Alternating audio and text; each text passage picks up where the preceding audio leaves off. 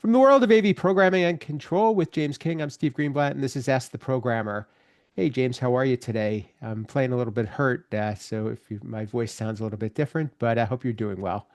Oh, I'm doing well, and I'm sorry to hear that you're playing a little hurt. But we have a guest for this one, so you and I can sit back and let the guest drop the knowledge, which is great. How are you doing, Steve, besides playing hurt? No, it's the show must go on, and doing well. Glad to be back, and I agree. It's when we have a guest that's always our best shows, and quite honestly, if some of the listeners are picking up, we've had a really good trend, and we obviously see that this is something that you like to hear because the download numbers are coming up. So we without further ado, we get to introduce today's guest. He's Jeremy Gerick. He is a senior AV project engineer at University of Michigan College of Literature, Science, and the Arts. What a great title. Welcome, Jeremy. How are you? Good. How are y'all doing today? We're doing well. Good. Steve, don't worry, I can talk, so your voice will be fine. Wonderful, wonderful. Well, I'll just sit back and listen, and we love to have guests that like to tell their story, and we always love to get to know people better and give our audience a chance to learn about more people in the programming community. So, if you don't mind, tell us a little bit about your background, how you got into AV, and also your connection with control programming. Sure thing. So, like everyone else, I took a very traditional path into AV. That is to say, I fell into it like everyone else does. Um, so I was a University of Michigan student not so many years ago. I like to think not so many years ago. Um, So yeah, I for about 2.5 years I worked at our campus student unions doing chair and table setup for events and then also wheeling in speaker systems because they didn't have installed systems yet. So learned a bit about AV from that. Parallel to that, as part of my undergraduate work, I was studying math and chemistry. Um, and I worked in a research lab where I had to learn a bit of programming, uh, mostly Python, a little bit of C++ for modeling, mo doing atomic modeling in quantum chemistry. Um, so I graduated with my degrees in math and chemistry and was like, this is great. Very glad I studied this. Don't think I can do it for the rest of my life, though. Um, so I leaned on the only other thing that I had that I knew how to do was be an AV tech. So I threw my application out wherever it landed, and I ended up interviewing at the University of Michigan's Business School as an evening AV technician. They hired me. And I did that for about 2 years. That was back in 2014. So yeah, I did that for about 2 years, moved to the day shift. During that time, I had done a bunch of online training because the evening shift was pretty boring. So got a chance to do a bunch of online stuff, go to some training classes. Um, moved to the day shift, started doing some design work, first little bits of systems and then more complex ones. Got my Crestron programming certification in 2018. Um, Finished redesigning all of our analog systems to digital when I was at Ross at the business school in 2019. And then I got an offer from my alma mater, the College of LSA, in late 2019. They made me an offer I couldn't refuse, so I hopped over and I've been with LSA for about 6 years, doing about, I'd say, half design work, and also in the last few years I've taken on the role of our lead programmer. So I develop all the base programming that we use in all of our rooms. I don't necessarily write every program we do, but all of the pieces are mine. So Very, very that's cool. kind of how I got there, the usual non-traditional path like everyone else. Oh, it wasn't through music, so that's one thing you have going for you, and that That's was true. me as well. So I think we're actually in the minority. Most people come somewhere through music. So. It's true. Half my team are audio engineers, so yeah, it's true. So one of the things you mentioned was base programming. Talk a little bit about what you're referring to there, because I think that's an interesting concept and one Mm. that I think more people should be looking at. Yeah, so I write a lot of reusable code bits that we can reuse in our whole library because um, we have a pretty diverse space catalog of room types. The University of Michigan's a big and complex place. The College of LSA is the largest academic unit by about a factor of five. Um, so we have probably about 300 classrooms and even more conference rooms, huddle spaces, atria, broom closets, and wherever else they want to put AV. Um, while we have this big diverse space catalog of rooms that operate differently, it's important for us to have similar experiences across that catalog wherever we can. And so if I can write and have our team reuse parts of code, hardware configuration, specific things so that the experience is the same, even if the exact affordances of the room are different, that's really important to me and it's important to our team. So yeah, I maintain a library on our network share that has sort of all of the reusable code bits, and I like to think of our AV programming as something akin to Build-A-Bear, where Nice, you just very kind of nice. pop the pieces together and, make the system you need. So how is maintaining that large quantity of rooms and systems? What any tricks or tips that you could share?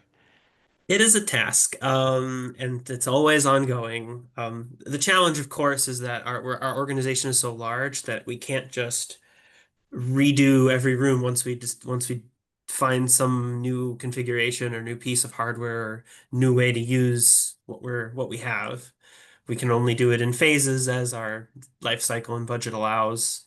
So the trick is generally trying to balance the evolution of technology and what we want to do in rooms with the budget that we have and the time that we have, because every higher ed institution knows that, at least in the US, you usually get 4 months to do any real work, and that's over the summer, and you get 8 months to plan your 4 months.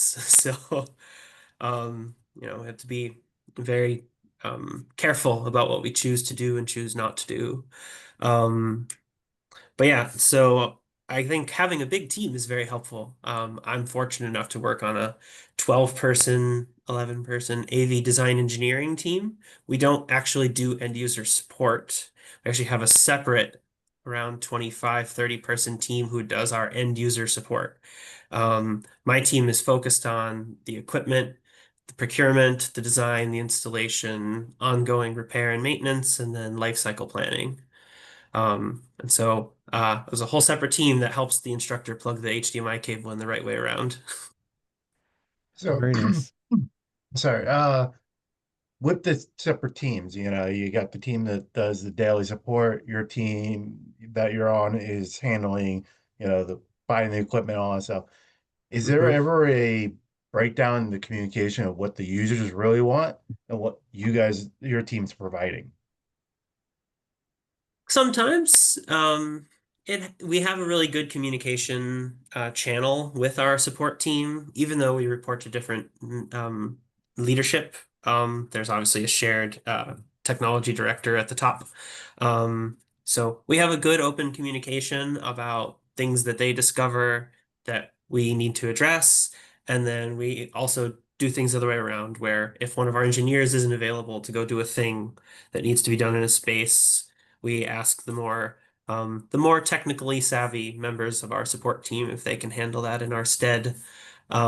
We also frequently hire from our tech support team into our engineering team as a nice advancement pathway for them if they want to get more technical. But for like needs and scope, usually we engage with clients directly on needs and scope. In our team. So one of our members is a project manager, and several of us frequently meet with like space owners and building managers to uh, properly extract the needs of our users so that we can design and build and program systems that they want. Along the same lines, I like the fact that engineering and programming are working together, and sometimes they're the same person. Um, Frequently, it's me, yes. so which leads the other? Does programming lead the design, or and functionality lead the design, or is it the opposite way? I think it's probably bidirectional, actually. So one thing we do in our team is we do design reviews for any systems that are like off standard. Um, and a programmer, often me, but not always me, is always at that meeting where we're reviewing the design before ordering, to give feedback about what has worked in the past, what could work better, what the things like networking needs, all the things that like come together that like a designer only might not be thinking of while they're drawing up or quoting a system, but that a programmer would have plenty of hands-on experience with. Um, so we have a pretty good bi-directional thing where, for example, I can make a design recommendation to the designer if it's not me, and say, I think you should change to this piece of equipment or you should use it this way because in our experience, it's worked better that way. And then vice versa. If the designer has a specific vision for a set of functions for the space, we'll talk it through. And usually, if we need to do some custom user interface work, we'll do wireframe mockups to give an idea of like, here's how what you're asking for would manifest in the system. What do you think? Is this what you were thinking? Should we do something different? That's fantastic. I think that the outside integration community and third party programmers and design consultants, they could all benefit from some of those tips that you just said, because it is a common stressor, and also a big challenge sometimes to get programmers' voices heard, and that's something that we're really all about here at Ask the Programmer, and we're trying to find more ways that we can raise up the influence of programmers and the value that they bring. So you're really showing how that can really work best, and some proof of concept for it. It does help when the programmer is also a competent designer, I'll say. Yeah, yeah. It's a lot of times it's about vying for a seat at the table, but it sounds That's like, right. the way you're working, and I love like the design review with, and having a programmer involved is really fantastic. Yeah, we It- try to always involve the programmer who's going to program the project if possible also, so that if they have a specific way they want something, they can voice that before the someone pushes the go button. yes. If you could share a little bit about how do you you mentioned about this product may be a better or maybe better used in this way. Do you bring products in-house and do testing and evaluation with them before you're putting them into systems, and what are some of the control criteria that you look for? Always, I have an office full of research and development equipment. Um, I always think we never get as much R&D time as we need to properly vet something. We'll test it for a day, throw it in the field, and find out that 3 months later it fails for whatever reason. Um, and then you bark at the manufacturer about needing a firmware update and all that stuff. But yeah, so we do R&D relatively constantly when new product comes out from all the major manufacturers that we use, and even some that we don't. We always keep an eye on it, see what other manufacturers are doing, because while at least my current place, we are a um, primarily a Crestron shop. Um, Technology evolves, and if insert control or video or audio manufacturer here makes the next best thing, then I mean, we will definitely consider pivoting. Of course, there's a lot of things we'll have to consider in that kind of Sure. arena. So usually we try to pass new equipment through several different people.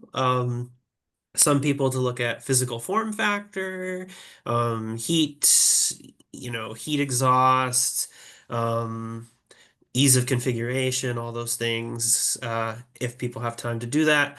And then I will definitely be looking at the control programming side of how this thing is going to be talked to. Um, I have a nice test lab in my office where I can pretty much vet anything if I want. I have a control system, big old network switch, and a whole bunch of serial ports, so I kind of go wild on it. And I usually look for well-detailed control documents that tell me exactly how this thing works and what it does inside. Um, Nice, robust protocols that will give me error notifications if there are problems. Obviously, true feedback whenever possible is one of my big stances. Is I cannot stand telling a user that something is on when it's not. Um, Drives me crazy. So I basically look for a very robust and ideally human readable, but there's no accounting for that protocol that I can code against, and ideally not like certain manufacturers that change their protocol with every firmware update. So yeah, that's the kind of thing I look for. And yeah, usually we'll go through that review process with a few different people and have a meet. Usually we have weekly meetings on my team, so we'll discuss any things that we discovered, and we're currently working on our process to sort of green light equipment once it's been through those hands. It's an active work in progress to figure out like where do we maintain the list, who gets the final say, that kind of thing. But in general, we sort of have a pretty open dialogue where if several people have touched it and said it's good, then it'll probably start going into designs. Very nice. And as we've learned, and but you alluded to earlier, you always have to have a backup, and Yeah. that was something that a lot of people got exposed by, and it's really good that sounds like you're it's a constant process of looking at new things and seeing what's going to work best and having almost like the next in line products available. Yep, we actually have that for several large components in our systems that if something is unavailable, we can pivot to another manufacturer's product or another product from the same manufacturer as a replacement. Um, and yeah, it's worked pretty well for us. Obviously, there are probably some things that are harder to pivot than others, but we do what we can to stay flexible in the changing atmosphere that we live in. Absolutely. James, lots of good takeaways here and lots of gems, I think. How do more of these ideas get shared with the rest of the industry? Because it seems so simple the way Jeremy puts these, but yet so many people don't, follow some of these. Well, I guess we could call them best practices.